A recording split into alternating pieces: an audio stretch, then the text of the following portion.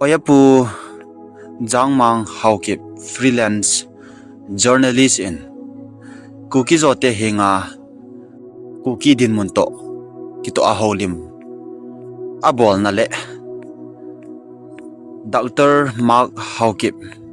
Puma Haukipin Patinde a chon lo zo se satan ho ahi ti chung changa Kuki din mun to kito a article chale holim abol na hon amani ahi tuni ho in viverson na thabe in ana hechi utin nam din mun to kito a miching mithim ho holim na hi adi le apha hi ipi umem ti hi atha ba ina hol kit divin ikiti men hi hichi oipu jama hauki freelance journalist in ama in hichi kukit jo itiu nam mi ho hi igen theinaw asang tan anga na ding mun a umpon aban ban ben lai ding in akilangi na hi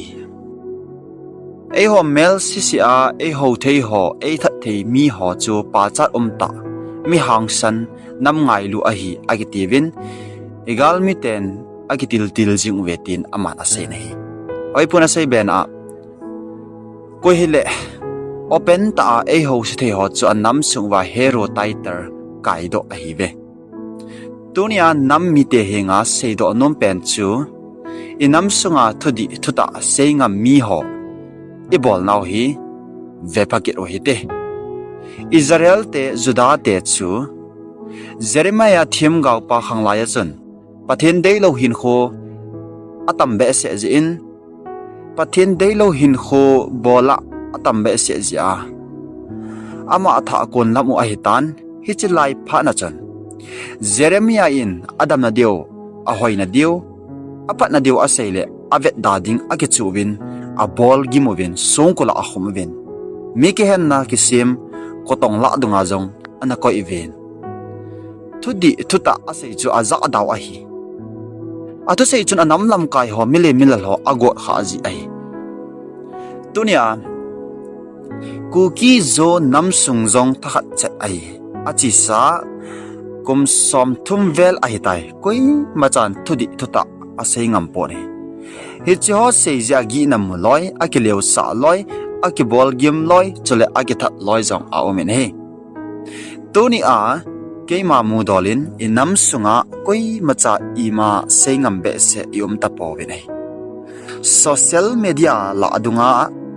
amin ki khela min chom be be anop nop sei hoti lo koi madang ima seingam aki ta pone ahi dia e gi the e su gim the e bol gim the e that the ho e su na the ho anai vela ho chan ima cha asei ngam mong powin aze chu asei chai la achunga honglong ding pi chu musai nam khat sunga thudi thuta aki sei ngam lo ting le hichi nam chu chon se na en avu dim set a hitan amang tha kon cha hi tai ti mu do the pathina kon hi hen hita hi zong le inamo wa thim ga phabe pi thu sei do ho zong anom sa hi tai tonia pathin tu sei ho tu sei zong hi thim ga ho tu sei tabang tampi ome hen la koima na kol sunga alut pon hi alut lo se ai pon lungam ta thudi thuta seingam lo tabang ita ve nei tunia inam sung chan ivet le adi ta se leng ni khat zong dama nei koi lo diu ka het hi ken ka het theile medang in zong a het ti nai Jeremiah koma pathin in Israel mi te dingin tau da tan na tau na ki sang lo ding a hitin avel ana seipin e ho zong hi nam dam na ding sei ta hi win pha chompon te ti hi mi tampi kholim na ai ta ni in sunga sop ji cha ten i macha sei hi in nang sei wanga pha chom ding awm poi mo sia na boi lo ding a hi koi ma chan thu di thu ta thu pa thu hoi aza anum ta poi ti hi nu naw chapang chan ge a sei hi ti zat ta din mun ithon utti na ai ta ni hi chi chung changa hi ojapu jangmang haukin freelance journalist in kuki namsunga thudi thuta choi apoi modan chule thudi thuta choi ho chunga God na za chom alhun dan apo na dan le Bible thu to ke te ka na abol hi lungthim atong khale zengin thudi thu ta chi pi ding hi Bible in jong pathin in jong adein ahin thudi thu ta chi pi hoi koima amu nom pon ta salamang thudi thu ta chi ho koima avet nom po in thudi thu ta se ho apo na dan oi puin ase hi atha ben gyal do oiten hi chi to ke sam kai diwa sagau lam thu to pu Dr. Mark Haukimin pathin deilawa chon jo si hi satan ho a hi ti chung cha amain a ho lim na hi Korentor khat na bunggit chang thuma ko hile pathin ngai lo cho pathin a he hi ati nei he chung changa Dr. Pumak in holim na abol na hi pathin ka ngai ru eti a ta sa thil jing kho sa lungthim ngai cha na dim set du am na lungpot ne gu bol zo sei jing ke thudi lo bol sum thu a hile zumo ta zo le nal bola ne do jing ke ta lo he to bang lungthim hoi lo pu ho chun pathin do ho chon dan a hin pathin melma a hi ve ni he to bang a chon an pathin ka ngai lui atiu chu a zo a se a hi he to bang a chon ho chu pathin in a siap ji hi hita banga chon ho chu pathin aziap ni khoting le alung heya ki sia pathin henga ngai dam ki thum lo ho ading do zo ji ta po ve zudon le ki ta lo ne gu kila chon thang hoi ho pathinin akiwo pi ngai po ne aso pi chunga mit hip jing ke aso pi chunga eng sit bol le lung hang jing ke thelpha lo bol mona nei lo chunga mona sim thu pi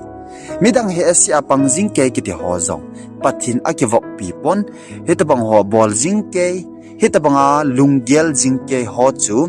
satan chi na hin pathin zo adawoi hitabanga lungthim phalo bol ho chu pathin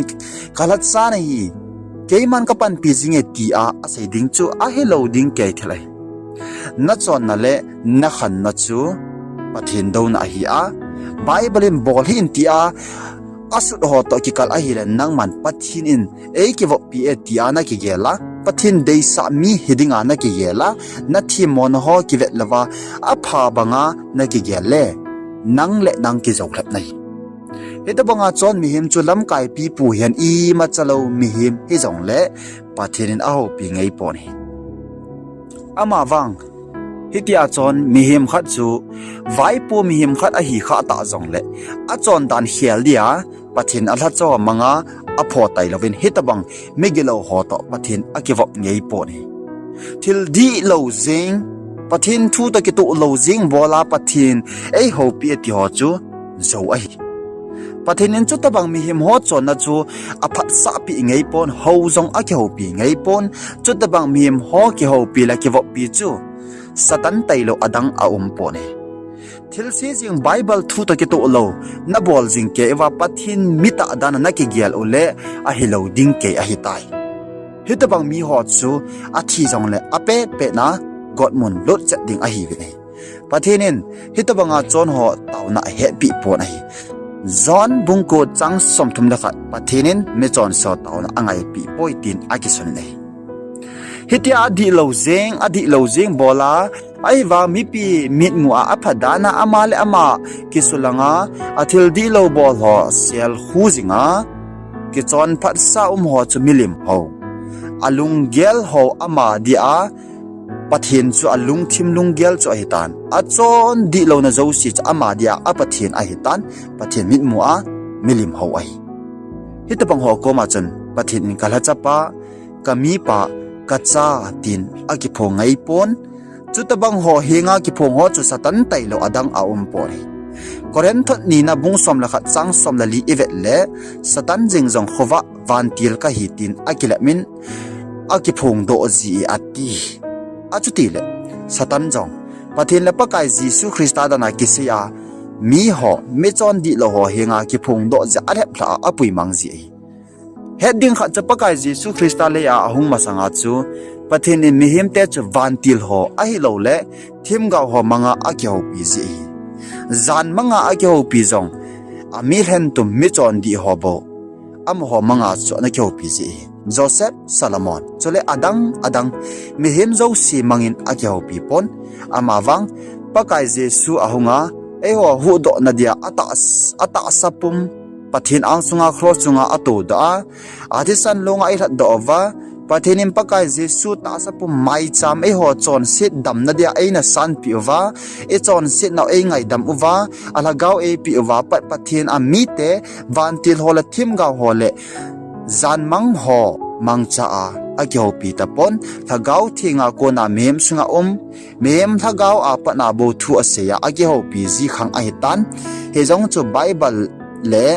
la hing ho manga a hil chit na apia thu aseya agyo pi hin he jong cha ma hin na nei asia chon jing Bible study bol jing a taw jing hobo agyo pi bo a hin chunglanga ge sei banga na chon na khan git lo na ho ngalowa pathina sim tha lo hela pathina ki wak pida na ki gyale achi hil nai tai ki gyal de pathina hin nei lo ho lungsunga du am kilo sit alam di lawa kila ne gu zudon alung thima thilpha cheng lo eng sil la thang se na dim lungthim zo sei jing ke zudon kham thei bol jing zon thang hoi bol jing ke chole adang hichi bol jing ke hita bang ho chu iti pen jong le van gam lut lo diwi pathin ama ngai lo chu a he dei pathin dei dan ta chon ho chu pathin ngai lu a hi ven amo chu pathin a he dei he chi chung changa hi doctor pu mak hau kimen ama in holim na ane hin ngai nom le di isama ma jing vet puteni in amani in kuki nam sung to ki to a pathin thule la te ka da bol a holim naw ni apo na dan hon hi akilangin nam sunga thudi thu ta choi le mai pha hol gun sen na to ki ti ho hi chi ho hi amanin holim na ane hot ai thudi thu ta choi ding mai pha hol lo ding thudi thu ta thi pi ngam ding mai pha hol lo ding thudi thu ta sei ho mu se loading support ding thudi thu ta sei ho tha loading ankle loading support zo ding ahi dan hi imudo theivin thudi thu ta sei ya na tong ho hi pathinin jong angai lun pathin thu to ake to eti hi imudo theivin hi to khone inam sungwa thudi thu ta choya na tong ding thudi thu ta thi pi ngam ding ki ti hi atha ben ke sep do tin thudi thu ta sei ho ake tha a chuteng ta le ake su gen thei ki ti ho jong hi ige la le po na le line up chu om le jingin hi sung changa i holim nawa video hi chan chu hi tan te ka ki pa e